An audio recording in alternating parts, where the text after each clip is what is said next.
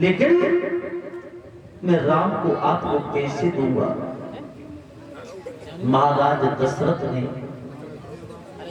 बहुत विनती की है, लेकिन गुरु विश्वामित्र ने समझाया है कि महाराज, जिन्हें आप अपना बेटा समझ रही हो, साधारण बालक समझ रही हो, वो कोई साधारण नहीं है। अरे वो विश्व के बिहारी है, वो दुनिया के कष्ट काटने के लिए आए हैं। नाना भाषा समझाने के बाद और गुरु विश्वामित्र भगवान श्री राम को वो शेषावतारी लक्ष्मण को लेकर के वहां से चले हैं। जब लेकर के चले इधर पहुंचे हैं, जब ये हुयावन जंगल में जहां गुरुदेव का आश्रम था, गुरुदेव से कहा भगवान श्री राम ने कि गुरुदेव आप अपना यज्ञ प्रारंभ कीजिए। और जब यज्ञ प्रारंभ किया है तो स्वाहा स्वाहा की ध्वनि सुनकर के वहां अनेक राक्षस आने लगे। सबसे पहले यानी कि ताड़का से भेंट हो रही है, ताड़का को भी मारा है, भगवान ने ताड़का का उद्धार किया। उसके बाद में गुरुदेव का यज्ञ संपन्न कराया। मारीच आया है तो मारीच को भगवान ने मारा नहीं, बाण पर रख करके 100 योजन दूर फेंक दिया, क्योंकि मारीच आगे चल करके हमारी लीला में काम आने वाला है। इस तरीका से भगवान श्री राम ने गुरुदेव का यज्ञ संपन्न कराया है।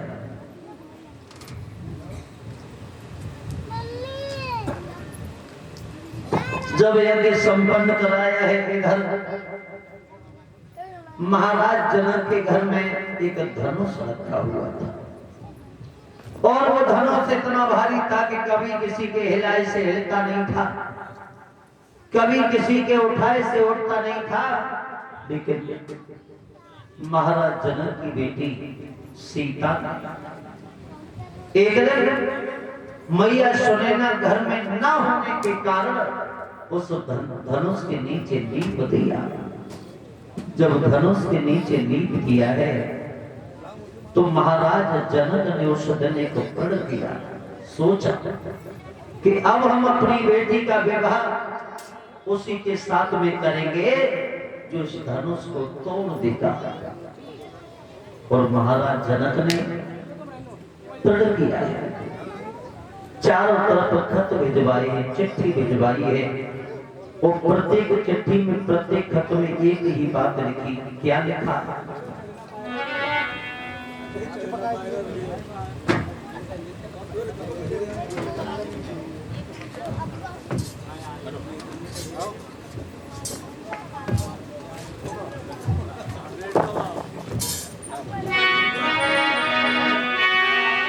प्रण किया है और प्रत्येक खत में चिट्ठी में एक ही बात लिखी है। क्या लिखा है? तो तरीका में होता है मोटे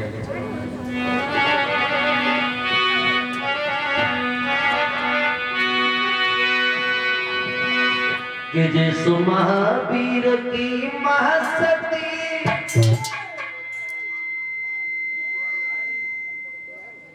ये धनबाद तोड़ेगी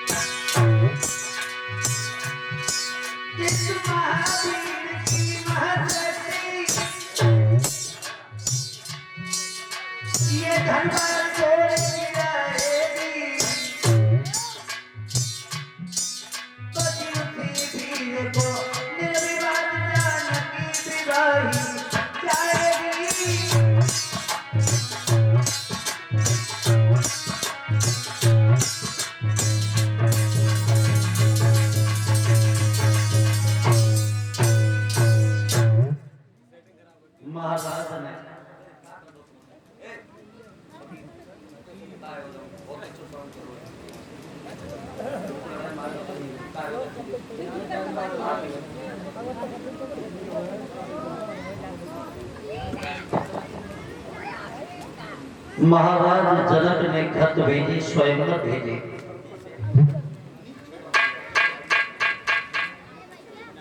और प्रत्येक खत में चिट्ठी में एक ही बात लिखी है कि जो धनुष को तोड़ेगा वो हमारी बेटी सीता के साथ में रिश्ता जोड़ेगा। अब तो सब जगह खत पहुंचे हैं। एक खत गुरु विश्वामित्र के पास में भी पहुंचा। जो गुरु विश्वामित्र का आश्रम था आजमगढ़ में, और गुरु विश्वामित्र ने जब वो खत पढ़ा तो समय आने के अनुसार गुरु विश्वामित्र राम और लक्ष्मण को लेकर के आज जब चलने के लिए तैयार होते हैं, जब तैयार होते हैं तो जब आगे बढ़े हैं तो क्या देखा,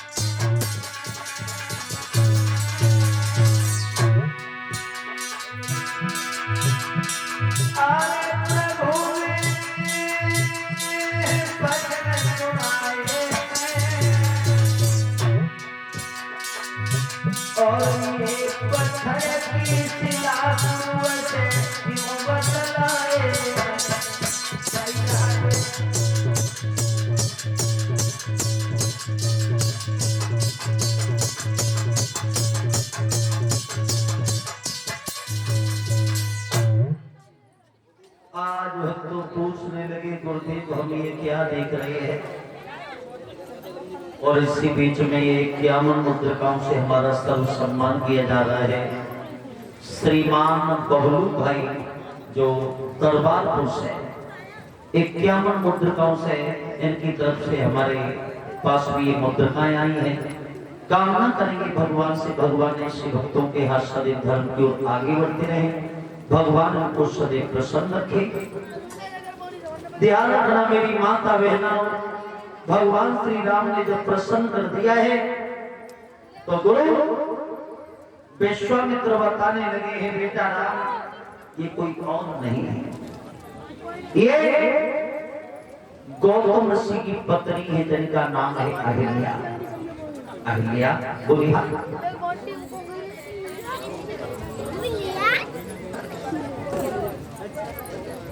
बोले गुरुदेव अगर ये अहिल्या है तो ये अहिल्या इस वन में क्यों पड़ी और ये पत्थर की क्यों हो गई? बोले सुनो बेटा, इनके साथ में छल हुआ था। एक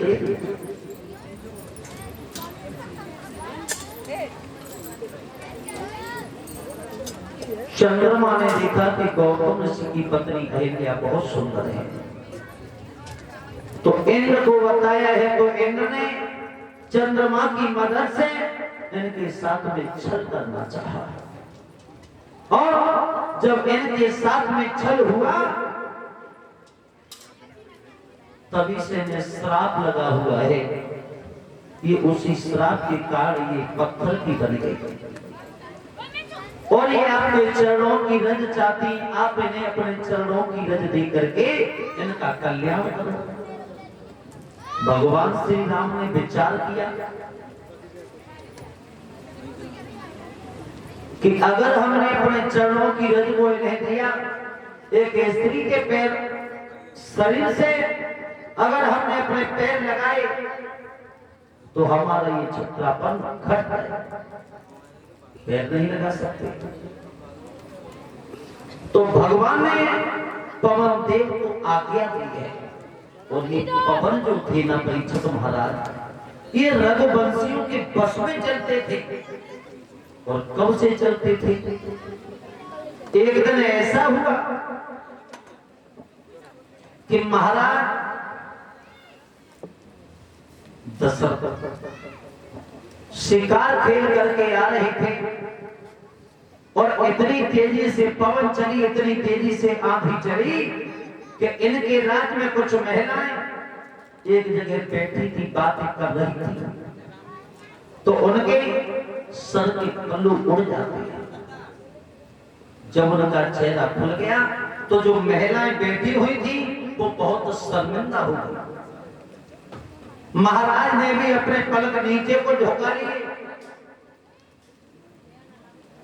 उसी दिन से महाराज ने पवन को बुलाया और पवन को आज्ञा दी थी कि जब तक हमारा आदेश नहीं हो तब तक आप इस तरीका से नहीं कहो।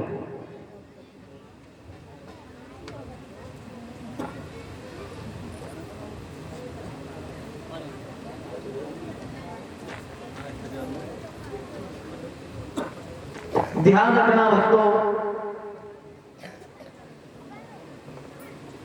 तो भगवान श्री राम ने आज पवन को इशारा दिया है, तो पवन इतनी तेजी से चला है कि भगवान ने पैर उठाए और भगवान के चरणों की रज निकली और जाकर के लगी है।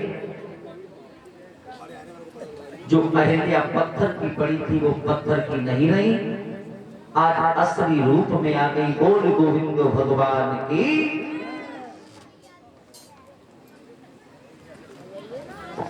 आज भक्तों आगे बढ़े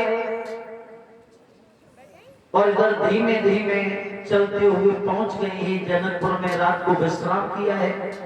रात को विश्राम करने के बाद जब सवेरा हुआ तो गुरु विश्वामित्र ने कहा भगवान श्री राम से कि बेटा राम थोड़े बगिया के लिए चले जाओ और बगिया से थोड़े फूल ले आओ, क्योंकि पूजन का समय हो रहा है। तो भगवान श्री राम से सावधानी लक्ष्मण को लेकर के ये बगिया में पहुंचे और बगिया से पुष्प तोड़ रहे हैं और इधर जनक नंदिनी सीता उसी बगिया में सहेलियों को लेकर के पहुंच जाती है। जब बगिया में पहुंच जाती है तो एक सहेली उनके पास से बिछड़ जाती है और बिछड़ करके बगिया में घूम रही थी और उसने भगवान श्री राम को देख लिया। जब मेरे प्रभु को देखा है तो सोचने लगी कितने सुंदर बालक हैं, अगर हमारी बहन सीता का विवाह होने के साथ में हो तो कितना अच्छा रहेगा। और भागर के सीता जी के पास में आई और आकर के कहा बहन तो छोटे छोटे इतने सुंदर राजकुमार आए हैं कि इनकी बड़ाई एक दिन तो क्या अगर सारी जिंदगी करो फिर भी कम है। तो उधर से सहेलियों को साथ में लेकर के सीता जी आगे बढ़ी। भगवान श्री राम पुष्पों को चुन रही थी। सीता जी ने भगवान श्री राम को देखा, भगवान श्री राम ने सीता जी को देखा, तो हुआ क्या बताया है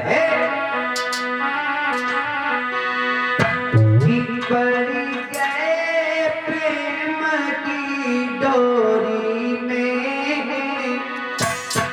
और चित चोर आप चित चोर हुए।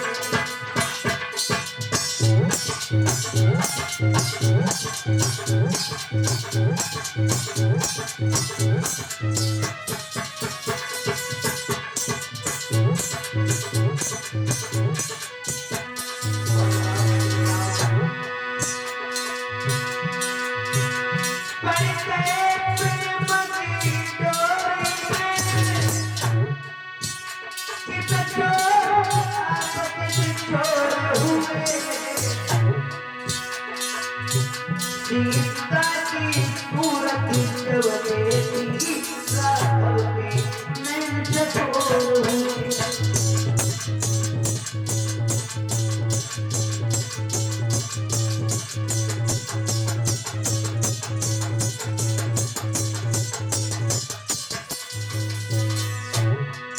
भगवान श्री राम सीता जी को देख रहे हैं और सीता जी भगवान श्री राम को, हम तो भगवान श्री राम पलक मारना भी भूल गए। जब पलक मारना भूल गए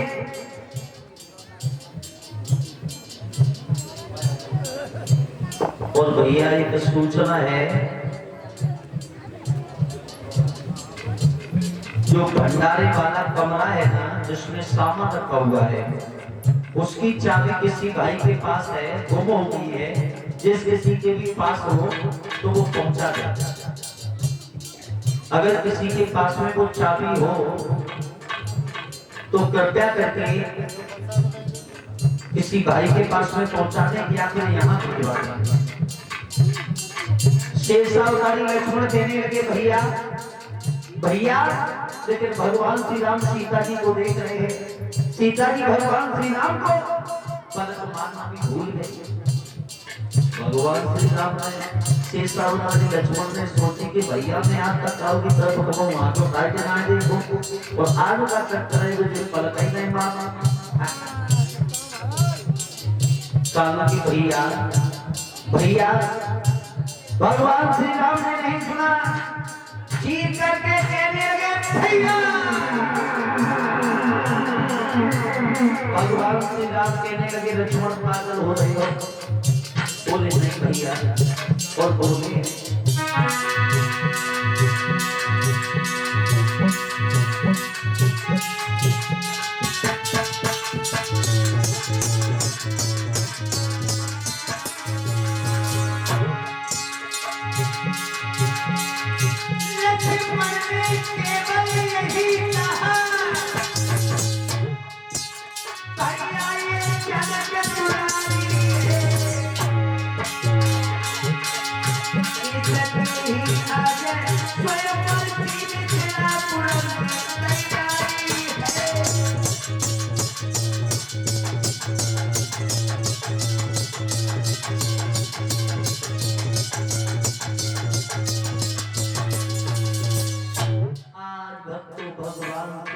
शेषावतारी लक्ष्मण साथ में लेकर के लौट करके आते गुरु विश्वामित्र के पास में ला करके पुष्प दिए। गुरु विश्वामित्र ने पूजन किया है और पूजा करने के बाद गुरु विश्वामित्र भगवान श्री राम और शेषावतारी लक्ष्मण को साथ में लेकर के चले गए जहां पर महाराज जनक का स्वयंवर हो रहा था। बड़े बड़े राजा महाराजा बैठे हैं, बड़े बड़े महारथी बलवान बैठे हैं, अपने अपने आसन पर विराजमान हो जाते हैं। महाराज जनक का मंत्री आया, कहने लगा आपको ये तो पता है कि हमने क्यों बुलाया है, जो भी इस धनुष को तोड़ देगा हमारी बेटी सीता के साथ में रिश्ता जोड़ लेगा। बड़े बड़े पहलवान जिन्हें अपने ऊपर बड़ा घमंड था, धनुष को तोड़ने के लिए आए, लेकिन धनुष नहीं टूटा। सहस्त्र भूपत स एक ही बारा, लगे उठावन टलहि नटारा। सहस्त्र यानी 10 सहस्त्र यानी 10,000 राजा एक ही दिन आए, लेकिन एक साथ नहीं लगे, बारी बारी से। 12 कहते हैं दिन को, सोमवार मंगलवार बुधवार बारी बारी से लगे, लेकिन धनुष को उठा नहीं पाए। जब धनुष नहीं टूटा है तो महाराज जनक उठ करके खड़े हो गए, कहने लगे अब हमने ये समझ लिया कि दुनिया में कोई सूरवीर नहीं रहा, अगर कोई वीर होता तो धनुष को तोड़ लेता। शेषावतारी लक्ष्मण को इस बात पर क्रोध आया, कहने लगे क्या कह रहे हो जनक, कि दुनिया में कोई बहादुर योद्धा नहीं रहा। अरे धनुष तो बहुत छोटी बात है, अगर गुरु की आज्ञा हो जाए तो ब्रह्मांड को भी उछाल सकता हो। अंत में भगवान श्री राम को इशारा दिया है कि राम आप जाओ, धनुष को तोड़ो और सीता जी से नाता जोड़ो। आज भगवान श्री राम आगे बढ़े और भगवान श्री राम ने पहले उस धनुष को प्रणाम किया। वो प्रणाम करने के बाद हुआ कि फिर पता नहीं कब उठा धनुष, आवाज पे आई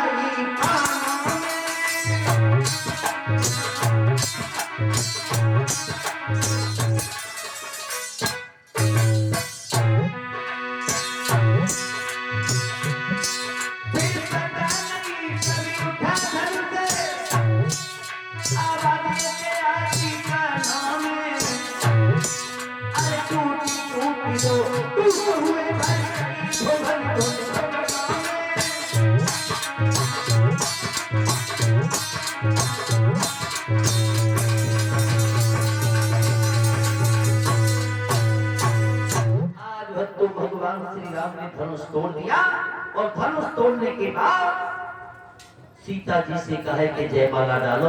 आज सीता जी जयमाला डालने को चली, लेकिन जयमाला पहुंच ना पाई। सब सहेलियां गीत गा रही हैं, भगवान श्री राम से कह रही है कि झुकी जइयो ललार डूबी, लड़ी मेरी बारी है। भगवान श्री राम झुकवे को भाई को बोले कौन सी बड़ी बात है ना, झुके जाते हैं शीशा उतारी चौड़ा काम लगी भैया ससुराल और वे पहली बार और वे भाभी के सामने अगर आज झुके तो सारी जिंदगी झुके रहे। तो भगवान श्री राम सीधे खड़े नहीं, लेकिन तब शेष अवतारी लक्ष्मण से कहा लक्ष्मण तो नहीं कोई उपाय करो, जयमाला डलवाओ। तो शेष अवतारी लक्ष्मण आगे जाकर के भगवान के पैर छूते हैं। जब पैर छुए शेष अवतारी लक्ष्मण ने भगवान श्री राम ऊपर से कह रहे हैं तेजस्वी बनो, यशस्वी बनो। शेष अवतारी लक्ष्मण कहा था कि भैया का हाथ से उठाओ ना है, ऊपर से ही कहते रहोगे। भगवान श्री राम ने झुक करके शेष अवतारी लक्ष्मण को उठाया, सीता जी को मौका मिल गया। तो मैया सीता ने आज भगवान श्री राम की गर्दन में जयमाला को डाल दिया। बोल गोविंद भगवान की बोला जय राम श्री राम।